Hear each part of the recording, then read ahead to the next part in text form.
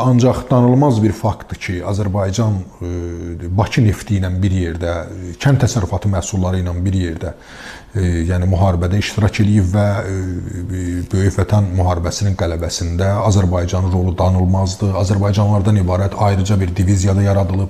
Yadınızdadırsa bir ətrafınıza baxsanız, Azərbaycanın ən ucqar kəndlərindən belə elə ailələr var ki, 2-3 nəfər müharibəyə gedib, eləsi var 2-3 nəfər ölüb, eləsi var 2-3 nəfər itkin düşüb.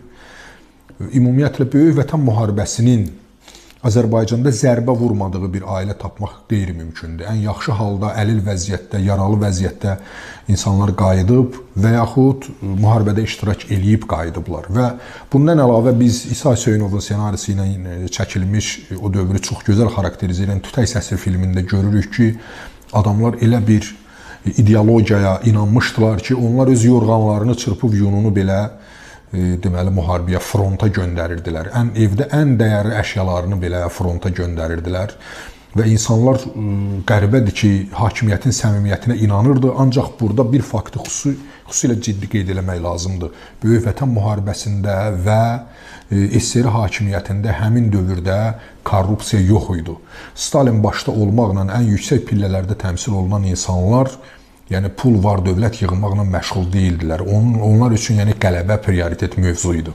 Ancaq belə bir ehtimal da var və tarixçi kimi mən də bu ehtimal üzərində dayanıram ki, bəzən belə bir təəssürat məndə yaranır. Almanların SSR əhalisini qırıb qutarmağa pulyası, yəni gülləsi çatmadı. Həqiqətən də o qədər insan qırılıb ki, həmin dövrdə, yəni bu rəqəmlər də onu göstərir. Təsəvvür eləyin ki, elə ölkələr var, 2-3 milyon əhalisi var. Bu hesabla bir neçə ölkənin əhalisi müharibədə qırılmışdı və nəzərə alsaq ki, 40-cı illərdə əhali indiki qədər deyildi. Yəni bu rəqəm faiz nisbəti ilə həmin dövr üçün çox böyük rəqəmdir. Yəni bu mənada Stalin uf demədən insanları ölümə göndərirdi. Ona görə də biz çox böyük itkilər verdik və yadınızdadırsa Azərbaycanın daha yaxşı, çox yaxşı filmlərindən daha biri Ölsən Bağışlada müharibədən qayıdan oğlanın, Fəxrəddin Manafovun qəhrəmanının qonşusunu niyə NKVD-yə çağırırlar?